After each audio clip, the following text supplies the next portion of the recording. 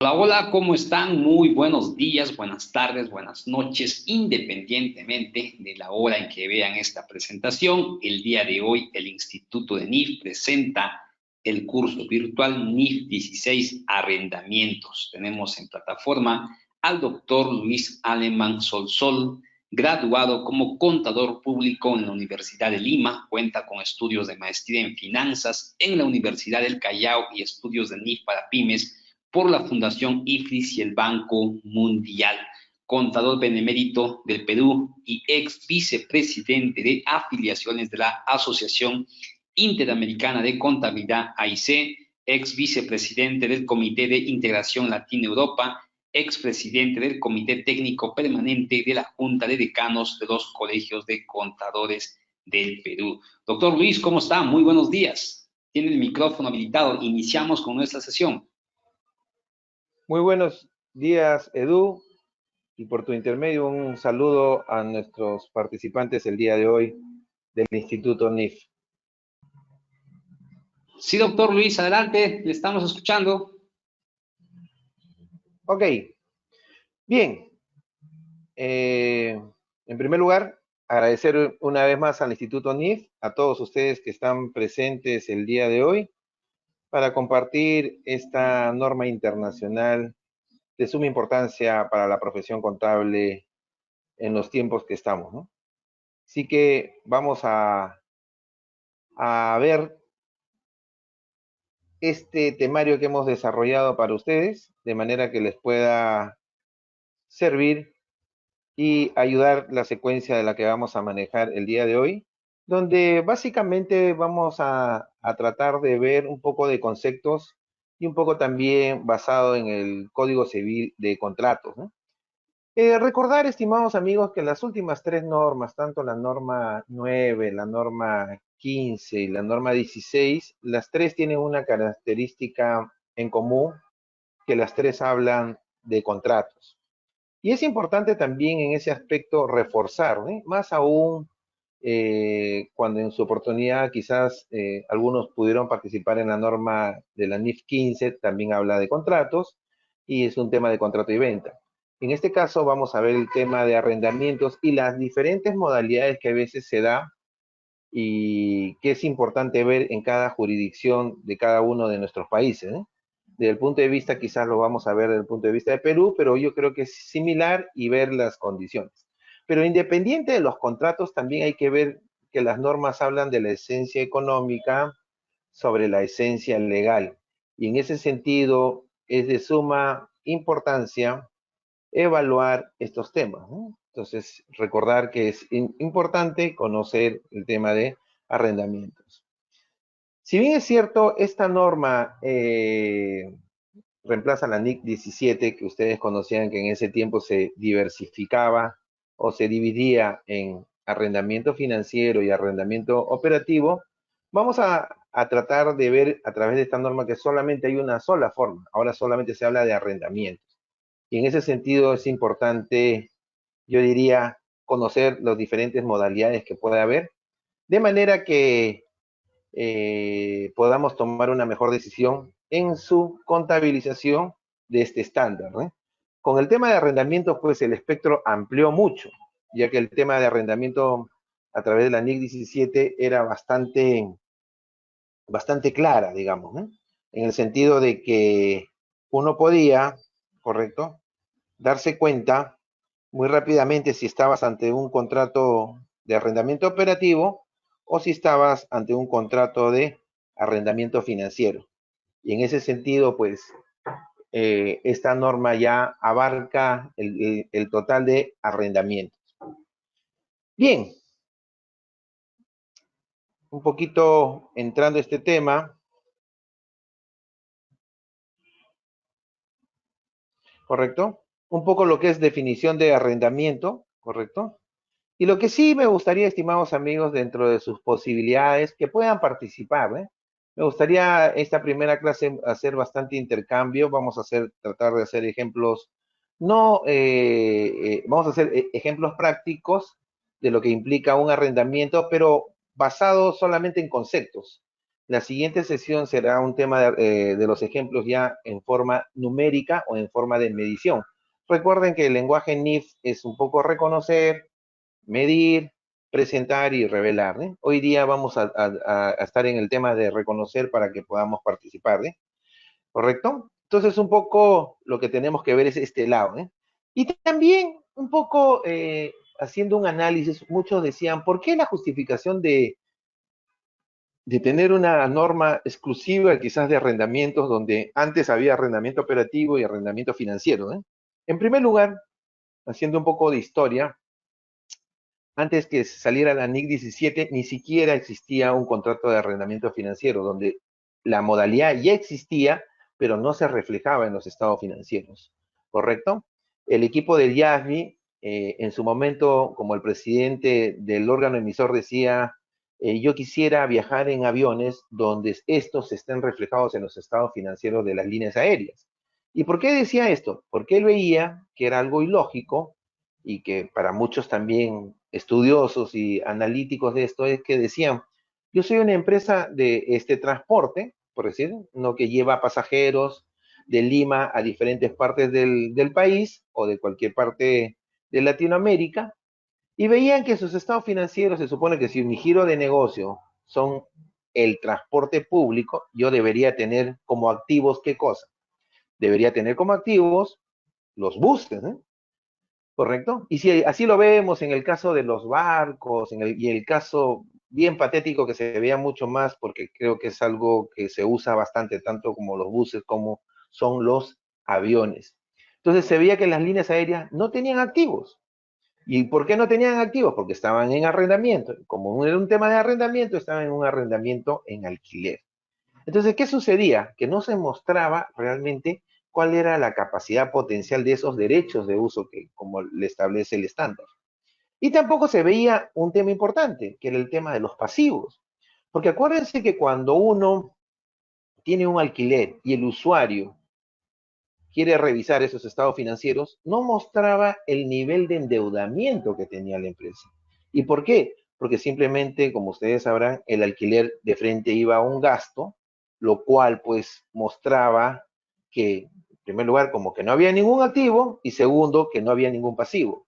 Lo que busca la norma es transparentar esta información de tal manera que se muestre que la empresa tiene un derecho de uso en su efecto llamado activo, que después vamos a ver estas cualidades, y también mostrar un pasivo, porque lo que va a hacer es, oye, cuando las empresas normalmente tenían un alquiler, este no se reflejaba en la información financiera. Entonces, el usuario de esta información no podía darse cuenta de los pasivos que tenía esta empresa, o sea, cuál era su nivel de endeudamiento o de compromisos de flujos futuros, porque los contratos bajo el tema de arrendamiento operativo no se estaban registrando. Y en su momento también fueron los arrendamientos financieros, ¿correcto? Entonces, a medida que la información contable comenzó a avanzar y comenzaron a hacer estudios, ya los arrendamientos operativos, ¿correcto? Perdón, los arrendamientos financieros ya se comenzaron a registrar a través de la norma NIC 17, pero antes ni siquiera existía esto.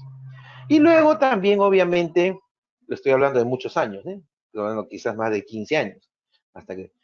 Pero ya luego salieron el tema de los arrendamientos operativos que también no se mostraban, es decir, no se mostraba ese alquiler de aviones que yo tenía con una compañía a 5 años, donde se expresaban montos, cantidades, etc., etc., lo cual, primero que no se mostraba el activo. Imagínense que yo me dedique pues al transporte terrestre y tenía alquilado estos buses, ¿correcto? Entonces, cuando yo mostraba mi información financiera, no mostraba ningún activo.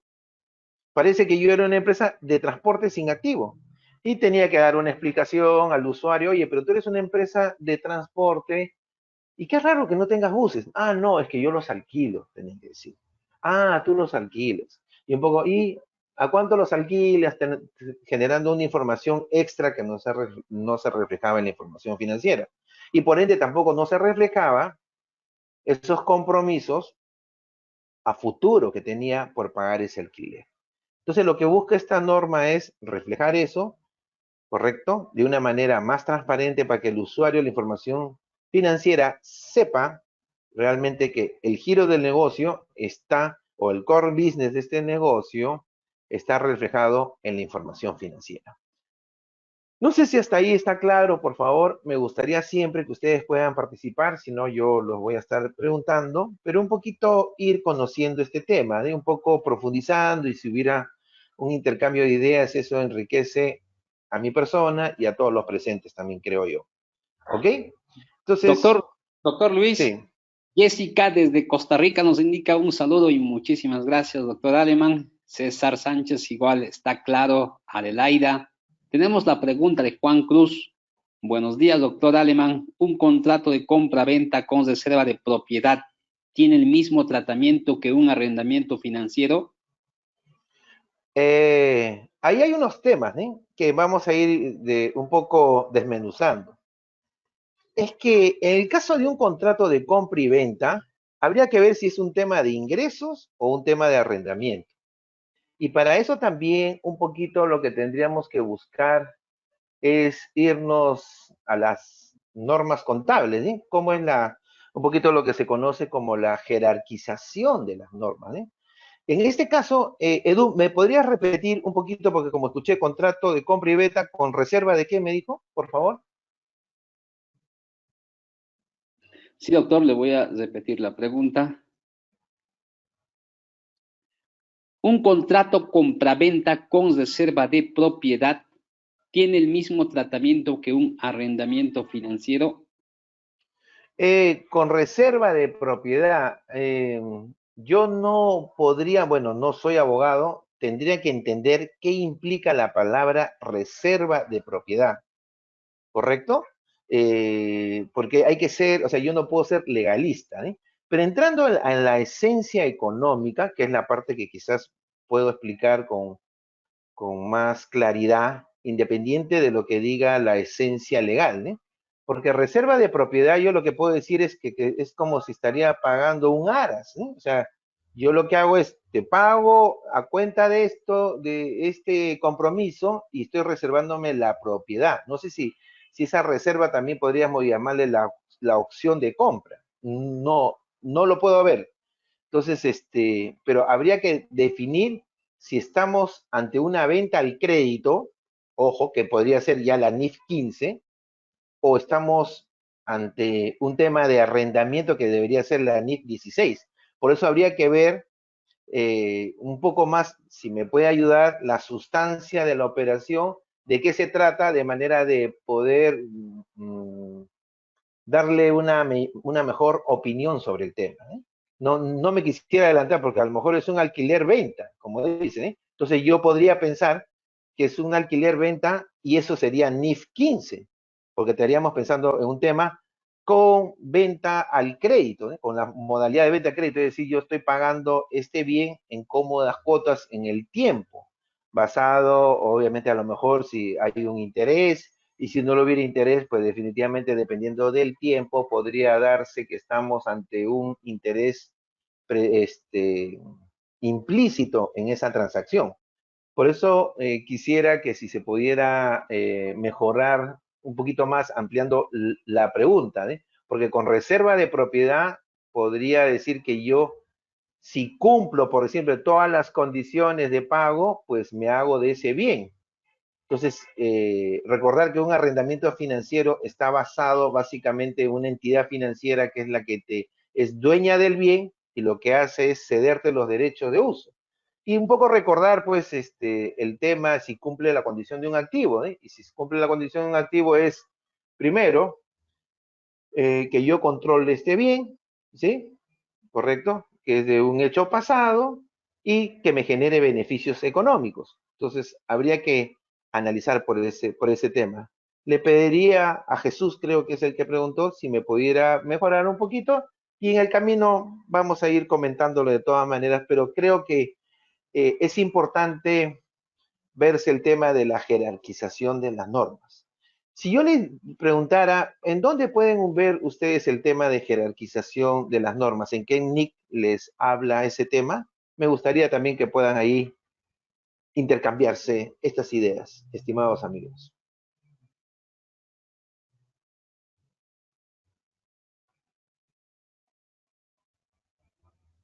Tenemos, doctor Luis, comentarios. Luis indica, esa reserva es que el dominio del activo es el vendedor hasta el pago total del préstamo. Luego Correcto. de ello, Orlando también comenta, en Colombia, en Colombia, el vendedor podrá reservarse el dominio de la cosa vendida, mueble o inmueble, hasta que el comprador haya pagado la totalidad del precio. Correcto. Ok, entonces ya la tengo más claro. Sí calzaría dentro, de un tema de arrendamiento, porque este es un arrendamiento que se hace la opción de propiedad, ¿correcto? Porque en algunos temas, y aquí viene el tema, ¿eh? El arrendamiento financiero, que es una opción directa, ese es un tema que nos genera a nosotros. ¿Por qué? Normalmente en el mundo es muy difícil cuando uno quiere adquirir bienes, bienes de bastante valor, es muy difícil que uno lo compre al contado porque no tiene la liquidez necesaria, ¿eh? Entonces, siempre en economía se ha estado buscando cómo proteger a ambos lados, ¿no? Y a ambos lados significa cómo protegemos en el tema de al comprador y cómo protegemos al vendedor, ¿correcto?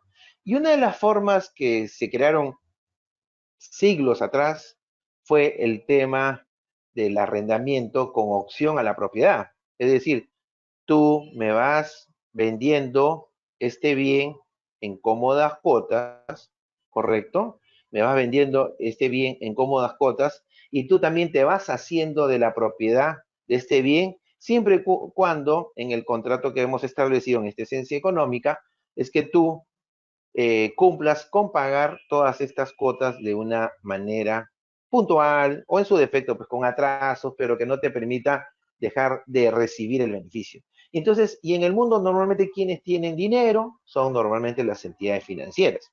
Entonces, lo que se creó esta modalidad es que la entidad financiera lo que hace es, oye, yo no te doy el dinero a ti para que tú compres el bien. Yo lo compro, porque fíjense, porque si no sería un préstamo. Es decir, y este análisis quiero llegar y desmenuzar a esta pregunta que vamos a ver que es más que todo un ingreso, más que un tema de arrendamiento. ¿Por qué? Porque si la entidad me dice a mí, oye, Luis, yo te presto para que tú compres este bien y tú me dejas en garantía este bien. Fíjense lo que está pasando, ¿eh? Yo le estoy dando el recurso como entidad financiera, que es una manera de colocar un recurso, voy a llamarlo para capital de trabajo, y si queremos ir más al detalle, podría ser un capital de trabajo para compra de activo fijo, porque también puede haber capital de trabajo para inventarios, también puede haber capital de trabajo para la propia producción de un bien o de un servicio. Entonces, ¿qué es lo que sucede? El tema es que si yo le presto el dinero y él me deja en garantía esa maquinaria, en caso de que no pague, ¿correcto? En caso de que no pague, para mí va a ser muy oneroso como entidad financiera ejecutar esa garantía porque lo voy a tener que hacer un pequeño juicio y cuando el juicio salga a mi favor, ir a hacer el rescate de esa maquinaria que me dejó en prenda y en ese momento tratar de liquidarla para coberturar la deuda que tenía esta persona. Entonces, este sistema no era muy bueno y que en algunos casos a veces se da, ¿eh? Se da, ¿correcto? Y tiene su propio manejo, porque ahí ya no estaríamos ante un tema de una NIF de arrendamiento, sino estaríamos bajo una NIF de activo fijo. En cambio, la otra modalidad es que el banco te dice, por eso viene el tema de arrendamiento financiero. Tú quieres esta maquinaria, ya, mándame la cotización, mándame todo. ¿A quién quieres que comprarle esto? Tú le mandas toda la información y lo que hace el banco en función a lo que tú has escogido, obviamente, y en lo que tú necesitas, es decirte, ya, yo voy a comprar esta maquinaria, pero la voy a comprar a mi nombre, ¿correcto? La voy a comprar a mi nombre y yo te la voy a alquilar, ¿correcto? Yo te la voy a alquilar, ¿correcto? De manera que si tú cumples con pagar, te la alquilo por una cuota determinada. ¿Y por qué te la alquila a una cuota determinada? Porque hay que siempre pensar en la esencia.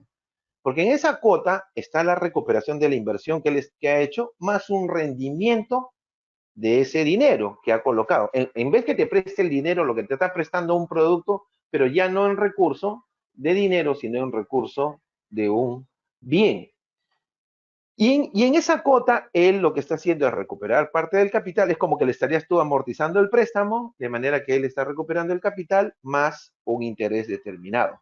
Pero ¿cuál es la finalidad que tiene esto? Como la propiedad no está a nombre tuya, como en el caso anterior, en el caso de que tú dejes de pagar, que normalmente en los contratos que he visto de leasing financiero son de 3 cuotas, dejas de pagar, el banco tiene la potestad de ir y rescatar su inmueble. Ya no te tiene que hacer juicio, porque el bien es propio, ¿correcto? El bien está a su nombre. Cuando ustedes han visto leasing de estos temas o lo que nunca han visto, a lo mejor piensan, porque siempre dicen, ¿y dónde está la factura de leasing? Porque siempre hay preguntas para los que normalmente no han visto leasing en su momento financiero, es que ustedes van a ver que la tarjeta de propiedad o el número de la maquinaria está inscrita en un registro público de cada uno de nuestros países, porque tiene que ser público, está a nombre de la entidad financiera, ¿correcto? Entonces uno dice, oye, entonces tú no pagas, le es más fácil ejecutar, ¿eh? Rápidamente ejecuta, toma el bien, lo liquida y cancela el préstamo. ¿Y con qué finalidad se hace eso? También para ver un costo financiero menor, para que la operación sea atractiva y la forma de colocar. Al final, al que toma el arrendamiento financiero, estimados amigos, en estos casos que estamos viendo, que es un poquito, lo que le interesa no tanto es la propiedad, por eso es un activo, lo que le interesa es que ese bien le sirva para generar beneficios económicos en su negocio, en su core business que tiene. Porque muchas veces dice, oye, yo no necesito tanto, yo lo que quiero es personas, equipos que me generen beneficio económico. Y eso es lo que se está buscando.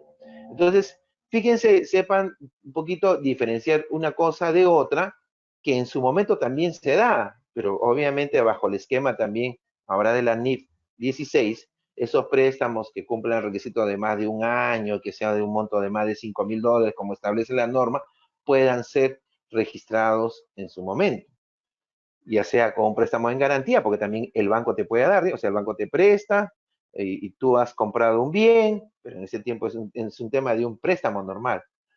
Volviendo al caso, no sé si hasta ahí vamos bien, volviendo al caso que me dicen y que dicen, oye, yo te estoy vendiendo, es un alquiler-venta, correcto, es un alquiler-venta, pero donde se establece un tema bien claro, donde va a haber una transferencia de propiedad, que es algo similar, ¿correcto? Que es algo similar. Aquí la pregunta también podría venir por otro lado, ¿eh?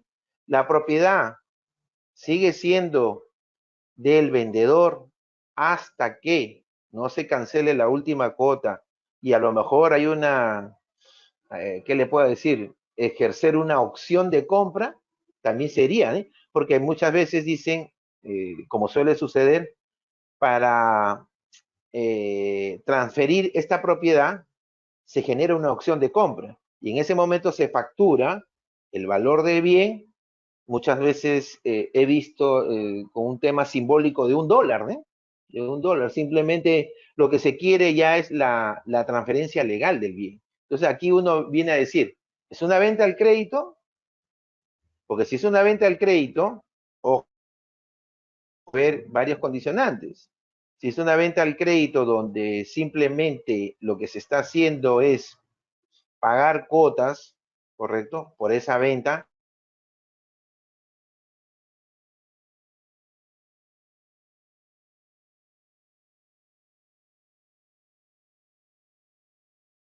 a favor de la persona que te ha vendido, ¿correcto? O no. Por eso las aristas hay que verlas, pero el punto de vista de este caso, si lo llevo a un tema similar, lo que yo estoy haciendo es hacer un tema de arrendamiento, ¿correcto? Porque lo que estoy haciendo es, si yo tengo la propiedad de ese bien y todavía no lo he transferido, todos los derechos y riesgos, si bien es cierto, para mí es un activo, eso no lo tengo claro, como el punto de vista del arrendador, ¿correcto?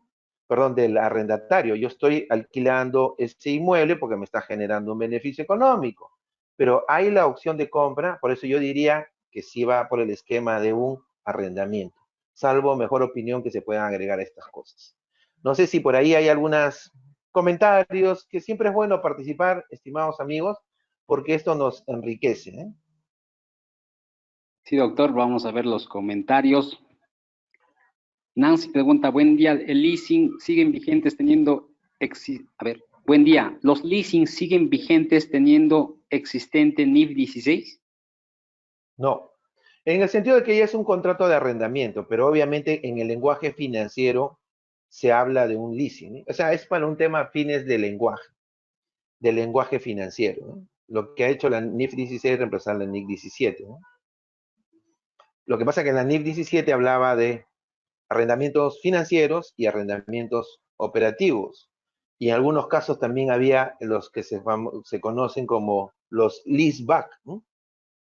No sé si han escuchado también del leaseback, y si alguien me ha escuchado, si me puede dar un ejemplo de lo que considera un leaseback, ¿no?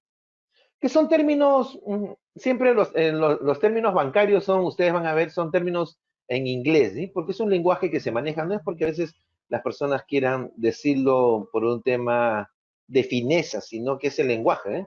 Así como ustedes van a ver un factoring, un confirming, un bank account, entonces hay también hay un standby, un letter of credit, de repente carta de crédito. Si han visto el tema de leaseback, ¿qué implica?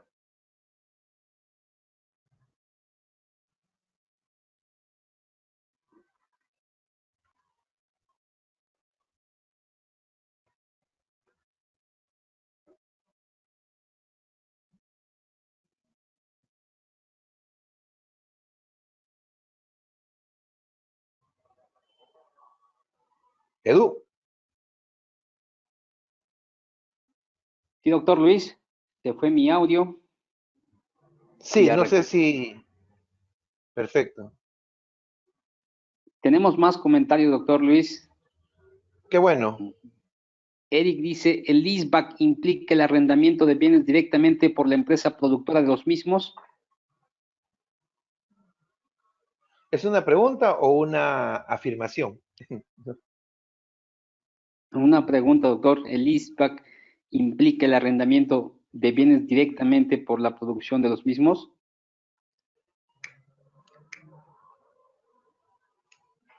Ok, no. El leaseback, como su nombre lo dice, es un alquiler-venta, donde yo como empresa tengo mis activos y estos son instrumentos financieros en el sentido de que permiten generar liquidez, ¿sí? Supongan ustedes que están con problema de caja, ¿correcto? Tienen un problema de caja, de liquidez dentro de la empresa, pero tienen muchos activos que los usan, correcto que los usan. Entonces ustedes le dicen, mira, banco, por decirle, esta planta de embotellado que yo tengo, que yo necesito es, ya que ya la he cancelado y la planta está muy bien, lo que yo necesito es liquidez. ¿Qué te parece si en vez que me des un préstamo, que no me, porque miren cómo nace el tema. El tema es financiero, estimados amigos, porque yo también le puedo decir, oye, banco, yo no tengo liquidez, préstame este dinero, ¿correcto? Préstame este dinero y en garantía te dejo mi planta de embotellado, por decir. Perfecto. El banco puede decir, no, porque mira, ¿sabes por qué que no te puedo prestar? Porque imagínate que te tenga que ejecutar tu planta, que tengo que hacer un juicio, va a ser bastante complicado, y mientras que esto demore un año recuperar, y cuando yo a lo mejor voy a ver tu planta, ya tú ya la has desmantelado, porque también ha sucedido, ¿no? A veces la gente va y ya no encuentra la garantía que se había dado. Entonces, en cambio, ¿qué es un tema legal? Y acá viene también para dar fortaleza legal a este instrumento, de manera que le permita también al usuario, estimados amigos, que le permita, en este caso, a la entidad financiera estar con la seguridad, ¿eh? Entonces, ¿qué hacen? No, mejor hacemos un leaseback. Tú me vendes esta maquinaria, pero yo a la vez te la alquilo, te la devuelvo en alquiler. Porque la idea del banco no es quedarse con la maquinaria. La idea del banco es lo que quiere es colocar recursos financieros y que le generen un rendimiento correcto.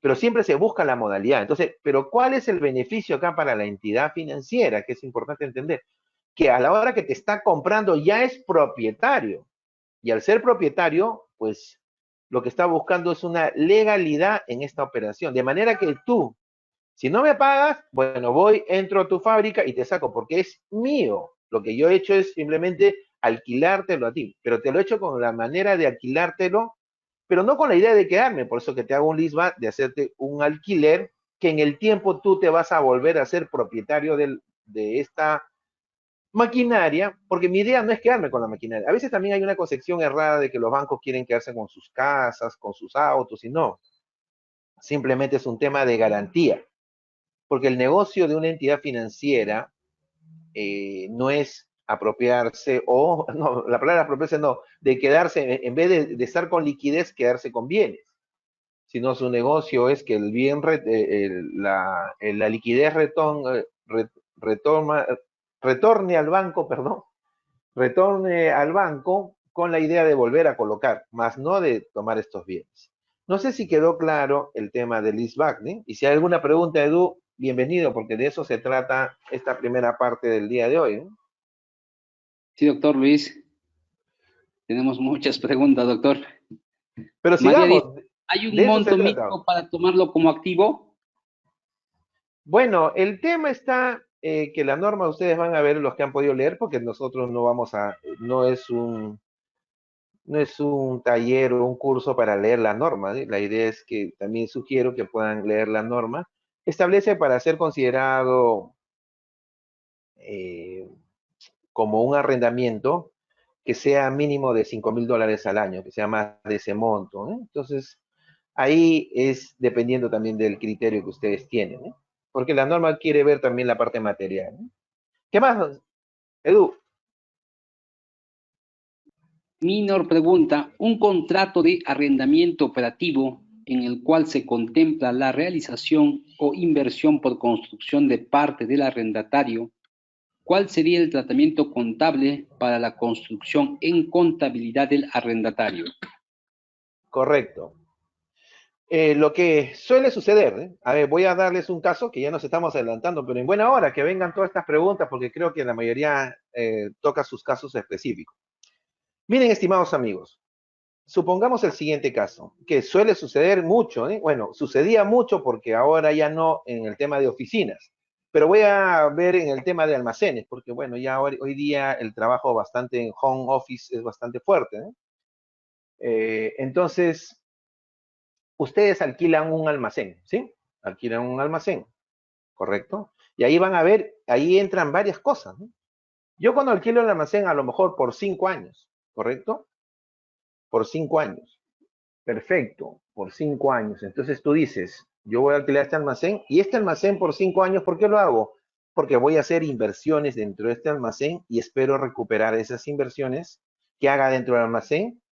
¿Cómo? Pues partirlo por pedacitos. A usted le dieron el almacén de 5,000 metros cuadrados, se lo dieron en plano, todo cerrado, todo techado, pero ustedes cuando toman en posesión, rompen, arreglan, hacen modificaciones, ponen aquí un almacén A, almacén B, ponen andamios de madera, de cemento, lo que sea, y ustedes están transformando ese almacén. Todo eso que está formando parte del almacén, ese es un activo fijo.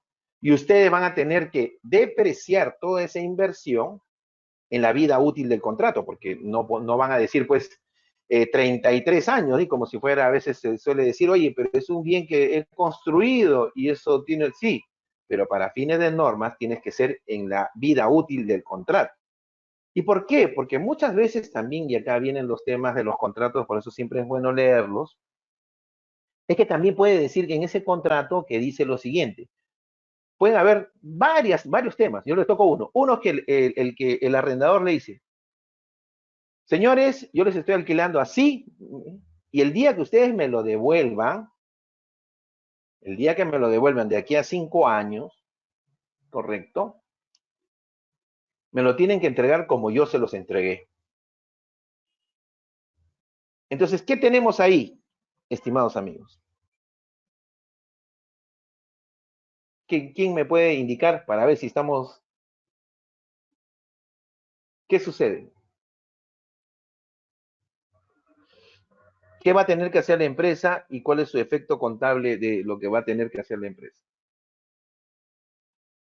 En este caso, la empresa que ha arrendado este almacén. Nancy comenta provisionar desmantelamiento, Correcto, Nancy. Muy bien. provisionar mejoras, gastos de desmantelamiento, Entonces, ¿qué? provisionar. Ahí, claro.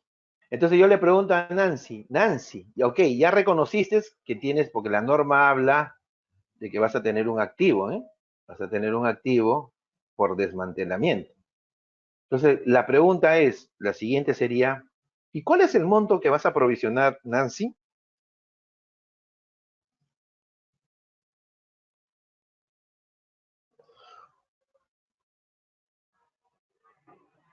Comentarios, por favor.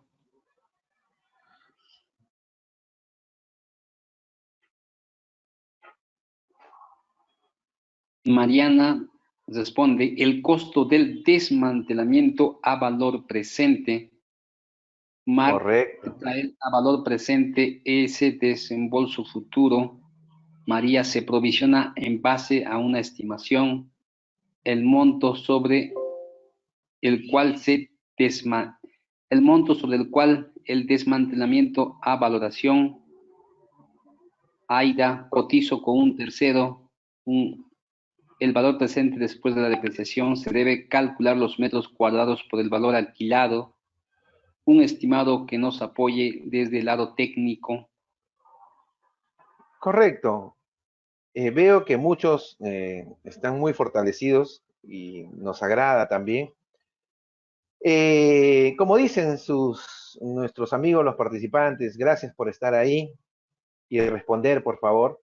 Claro, entonces uno dice, perfecto, mire, mire cómo se ha complicado el tema, o sea, se ha complicado en el sentido por las preguntas que ustedes mismos han hecho, ¿eh?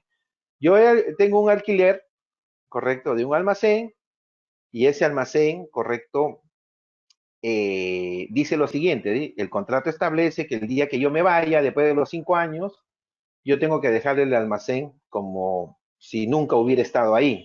Y eso también ha sucedido muchas veces con las oficinas y con diferentes aspectos de la economía donde ustedes pueden alquilar y que es obvio que ustedes lo hacen en función a su necesidad de su negocio, ¿eh? Pero ¿qué sucedía normalmente? Lo que sucedía era que pasaba algo injusto, que el último año, en el último mes que ustedes se iban ya de ese alquiler, correcto, ustedes tenían que gastar todo ese monto, correcto, todo ese monto que cuesta desmantelar para dejarlo en las mismas condiciones, lo cual también incluye pintura, resanado, etc., etc., etc., ¿eh? Eso ya depende de nuestro maestro de obra o dependiendo del área de servicios que tenga la empresa. Pero lo que sucedía es que se contabilizaba en el último año, en el último mes, lo cual era injusto, porque todas esas modificaciones que se hizo a ese bien nos generaba beneficios desde el primer mes que yo lo alquilé hasta el último mes. Y lo justo es que yo distribuya ese gasto en la vida útil del contrato, más no cargarlo en el último mes. Y esto básicamente, más que en las oficinas, más que quizás en estas empresas de almacén, a lo mejor algunos podrán decir, pero eso es inmaterial. No, dependiendo, ¿eh? Hay negocios y esto salió justamente por los negocios de las grandes industrias, ¿sí? Como el gas, el petróleo. Imagínense que a ustedes le dan una concesión para explotar en Tumbes un yacimiento petrolífero donde tienen que hacer una perforación, poner una plataforma, ¿correcto? Entonces el Estado le dice, perfecto, yo te doy por 10 años, pero recuerda, el día que te vayas, me vas a sacar esa plataforma. Y tienes que dejar el medio ambiente como si nunca hubieras estado. Entonces, ¿se imaginan la cantidad de millones que implica hacer eso? Entonces, no era justo que eso se cargara al gasto en el último año, a lo mejor en los últimos 3 meses, cuando el beneficio de haber puesto esa plataforma ahí para obtener los recursos financieros para el negocio de este tipo se había dado en 10 años. Por eso que el concepto de desmantelamiento se da ahí. Pero ya hemos reconocido que tenemos un activo y que tenemos que depreciarlo. Pero recuerden que entonces yo digo, oye, ¿cuál es el valor que yo tengo que provisionar hoy sabiendo que ese gasto lo voy a hacer dentro de 5, 10, 15, 20, los años que sean que haya otorgado este alquiler o en su defecto también esta concesión. Entonces uno dice, oye, ¿cómo hago esto? ¿No? Entonces acá viene, claro, uno puede, hay varias metodologías y la idea es que un poquito se practique y ahí viene un poco el tema de cálculos financieros, que ustedes también lo pueden hacer. Obviamente, salvo que sea algo demasiado técnico, pues tienen que recurrir. De todas maneras, en esta medición, pues eh, hay que tomar en cuenta, estimados amigos, varios factores, ¿eh? Entonces, como dicen, yo lo que podría hacer es, oye, si hay una empresa especializada en que me hace esto, le digo, oye, ¿cuánto me costaría hacer un desmantelamiento, dejarlo como si esto nunca hubiéramos estado acá, ¿eh? O sea, llegamos, lo volvemos a dejar, entonces me harán una cotización de un monto determinado, pero recuerden que eso es lo que está costando hoy. Y el tema es, ¿cuánto me costará de ese mismo servicio dentro de 5 o 10 años? Porque recuerden que lo que me está costando eso no es lo que yo voy a pagar en 10 años. ¿Va a ser más o menos? ¿Qué piensan ustedes? Edu, por favor, nos indican de qué ciudad nos están acompañando o de qué país. Sí, doctor Luis. Probablemente más nos indica María, César, más Josué, de igual forma nos indica más. Susana, el valor va a ser más, puede ser más. Eric nos dice desde Lima, se está conectándose. Olga Campos desde República Dominicana. Marcos desde Colombia. Muchas gracias. Varina, los precios tendrían que ser a valor razonable. Eduardo desde Ecuador, será más traer a valor presente, más por la inflación. Jairo, sin duda será más. Pedro Cruz de Ecuador, de Cali, Colombia, de Panamá, Minor de Guatemala, Sandra de Colombia, Sandra Lara desde El Salvador, Jairo desde Ecuador, Jessica de Costa Rica, doctor, Ruth de Ecuador, Melissa Sandoval, México, Elizabeth de Perú, Panamá. Wow, muchísimas gracias a todas las personas que están escribiendo desde distintos lugares. Deika de Panamá, muchas gracias a las personas de Panamá, Costa Rica, Paraguay. Laura de Paraguay, Jarvin de Costa Rica, de Bolivia, María Fátima. Continuamos, doctor. Perfecto. Lo que he escuchado en la mayoría puede ser más. Puede ser más, pero no siempre es más, ¿ah? Ojo, ¿ah? Las experiencias no dicen. Porque recuerden que la tecnología y la forma de hacer las cosas a veces mejora tan sustancialmente que a veces es menos. ¿Ok? Pero no siempre es más, les digo, ¿eh? Entonces yo diría, pero ¿cómo hacen? Entonces uno dice, pero ¿cómo hago? ¿Cómo hago para determinar? Y hay un poquito que ahí tienen que reforzar su tema de cálculo financiero, de matemática financiera, para hacer proyecciones, ¿eh? Entonces yo le diría a esta misma empresa, oye, ¿y hace un año cuánto costaba esto? Mira, esto más o menos costaba tal cantidad. No sé si esto les ayuda a que siga hablando, porque si bien es cierto, se relaciona también con la NIF 16, o continuamos con la NIF 16, o que ustedes creen conveniente tocar estos temas que estamos viendo del desmantelamiento que está también relacionado. Quisiera, para no incomodar quizás algunos casos, ¿no? Si me pudieran decir rápidamente, nada más sí o no, para tomarlo de la mayoría.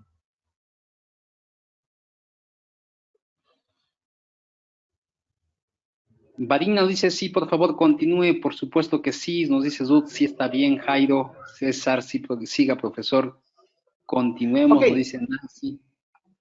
perfecto. Entonces, fíjense, ¿cómo haríamos? Primero, obviamente podemos buscar una empresa especializada o en su defecto hacer un estudio de cuál es el incremento que ha tenido de este servicio de un año a otro.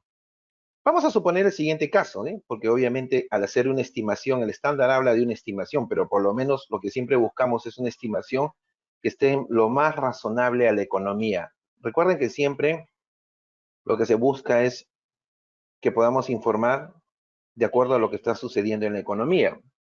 ¿Qué pasa si descubrimos que normalmente esta industria, sus costos y sus servicios suben 10%? Entonces nos damos cuenta que el año 2020 costaba menos 10% menos y el año 2019 costaba pues menos 8% menos. Podemos determinar como promedio, correcto, que a lo mejor esta industria sube el 10%.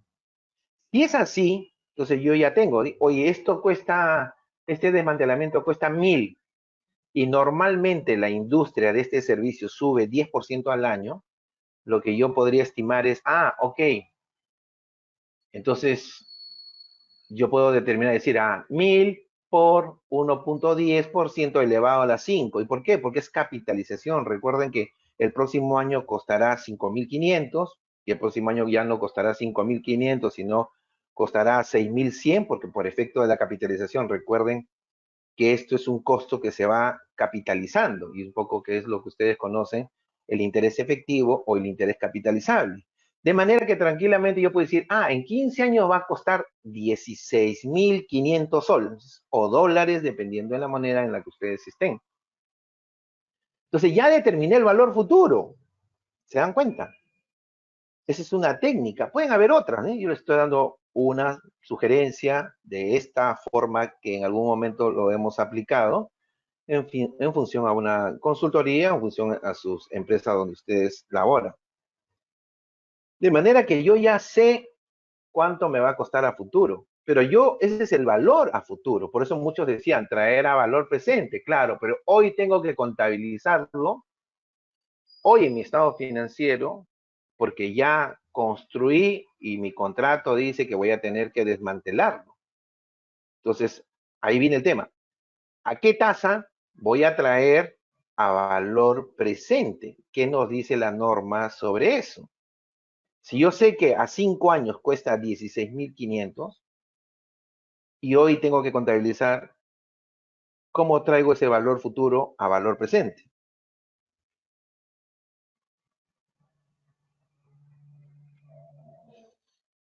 ¿Qué nos dicen, Edu? Al costo del mercado, nos indica Luis Humberto, es decir, la tasa del mercado sector. Más comentarios, por favor. Samuel, al costo de mercado. Acá veo Nancy, más de... tasa de interés. Laura, costo del mercado. Susana, costo del mercado. Laura, al valor del mercado. Marcos, a la tasa efectiva del mercado. Al costo del mercado, Miledis. Valor presente, Janet. Tasa del mercado, Sandra. A ver, todos los que han contestado tasa de mercado, ¿qué significa tasa de mercado? Porque en el tema de tasas yo veo que siempre hay quizás discrepancias, voy a decir así, o no necesariamente es lo razonable, ¿eh? ¿A qué se refieren, o alguien de los que ha dicho tasa de mercado, a qué se refiere tasa de mercado? Porque mercado es bastante amplio, ¿eh? ¿A qué se refiere? Un poquito buscando, ¿eh? Porque veo que a veces nos contestan, traer a valor presente. Sí, pero traer a valor presente no es así de sencillo, sino que hay que utilizar una tasa. Y entonces cuando decimos a tasa de mercado, ¿qué implica tasa de mercado? Que eso también ayuda para el tema de arrendamientos, ¿sí? Que lo vamos a ver en su momento. A ver, amigos, hay más de 600 participantes ahí, por favor. Y me indican, siempre indíquenos por favor con cariño, aunque parezca repetitivo, de dónde nos están acompañando, para saber también, porque las realidades económicas de cada país es diferente, ¿eh? Y acá en el Perú, les digo, las tasas de interés son impresionantes para los que no conocen, ¿eh? Quizás los peruanos sí conocemos.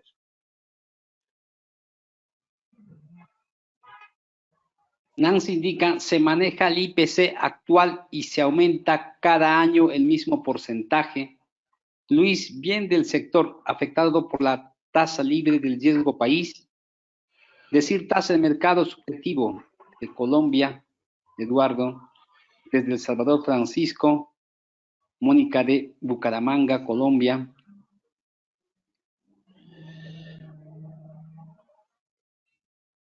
Ok, ahí he escuchado y voy a tomar que me parece interesante y nos estamos tomando todo este tiempo porque es bueno, estimados amigos, creo que fortalecer, intercambiar nuestros temas económicos, ¿no?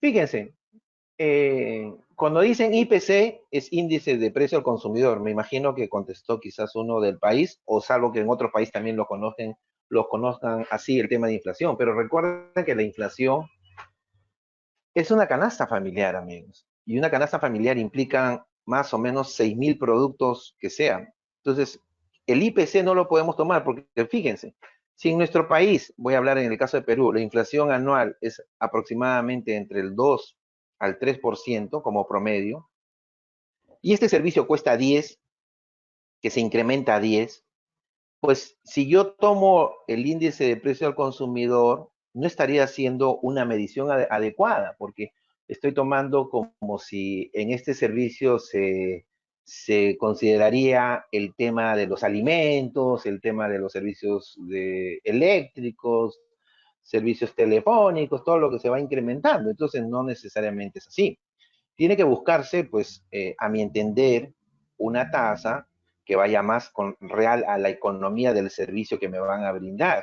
Entonces a mí me dicen, oye, esto sube aproximadamente, porque es un aprox, no es una cosa fija, porque un año puede subir 8, pero el otro año puede ser 10, como el otro año puede ser 12, entonces yo digo, tengo como promedio 10, pero si yo digo índice de precio al consumidor 2, cuando el servicio como mínimo está en 8 o está en 10, pues hay una diferencia abismal, lo cual hará que la medición de este servicio no sea quizás el más razonable, ¿correcto? Ese es en la parte de llevar este valor presente a valor futuro.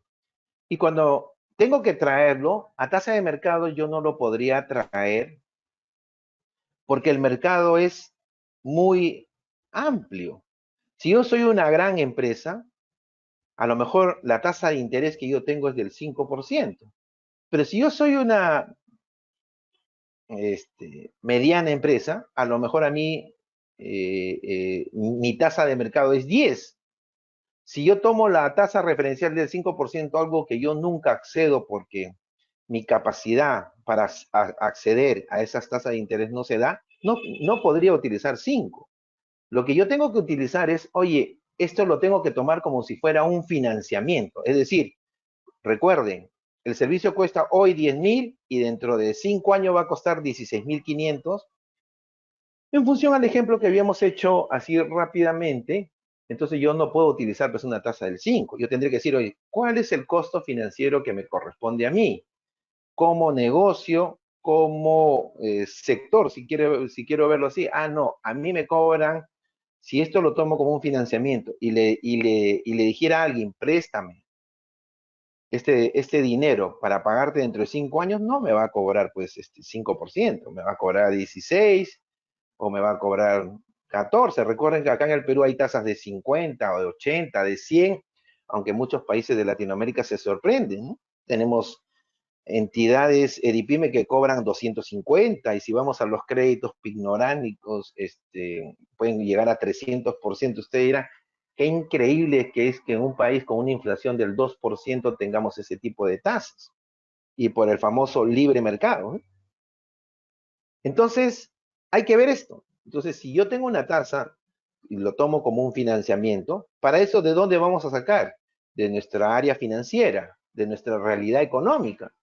Y la realidad económica nos dice si hablamos con el área financiera y si no tenemos área financiera, pues con el que maneja las finanzas dentro de nuestra organización. Y si nosotros somos los que estamos manejando las finanzas, debemos de conocer. Entonces, esa sería la tasa que tendríamos que utilizar para traer, es decir, esos 16.500, si yo los divido entre 1 punto, voy a decir así, para hacerlo práctico, 15% elevado a las 5, a lo mejor el valor presente de ese bien me va a salir 8.200. Entonces alguien dirá, oye, pero si te cuesta hoy 10.000, correcto, y tú lo pones en 8.800, ¿a qué se debe esa diferencia? ¿A qué creen? Y si hay otros comentarios de lo que pueda haber dicho en esta última parte, ¿no? Edu. Sí, doctor Luis.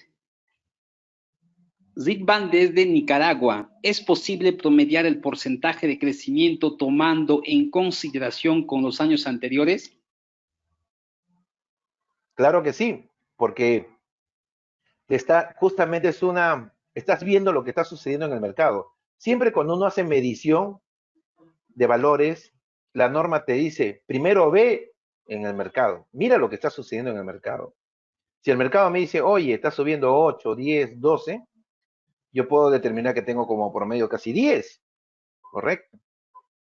¿Se dan cuenta? O sea, ahí estoy determinando, es lo que el mercado, no es lo que yo estoy suponiendo. Ya la norma pasa a un segundo nivel donde dice, oye, mira temas similares, ¿sí? Oye, bueno, a mí nadie me dice, nadie tiene un costo muy específico, tengo que buscar negocios similares o actividades similares. Otros comentarios, por favor. Sandra comenta, actualmente en Colombia un 5.2% tasa de interés anual. Bueno, qué suerte, ¿eh? Realmente tener ese tipo de tasa. Qué suerte. Aquí los peruanos que están ahí presentes y me podrían ayudar para que pongan qué tasas de interés conocen ustedes. Solamente imagínense de su tarjeta de crédito, nada más que puedan tener ahí. Si alguien me puede ayudar, o varios me pueden ayudar.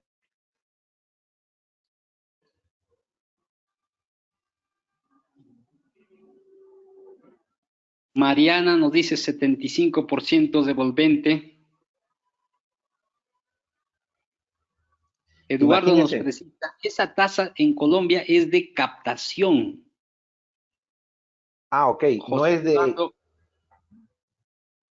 José Rolando, doctor, en Honduras es del 43% anual. Imagínense, pues. Ecuador una tasa del 8%.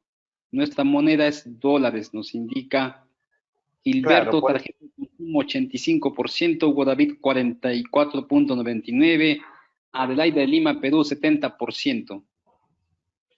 imagínense todo lo que escuchamos, estimados amigos. ¿Se dan cuenta de la variabilidad de tasas que hay?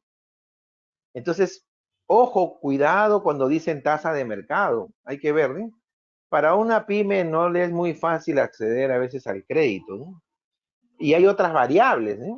Hay otras variables como la garantía, ¿no? Obviamente sabemos que cuando damos garantía, la lógica que debe manejar, y por eso también hay que fortalecer, estimados colegas contables que nos están escuchando, es nuestra fortaleza financiera, ¿eh?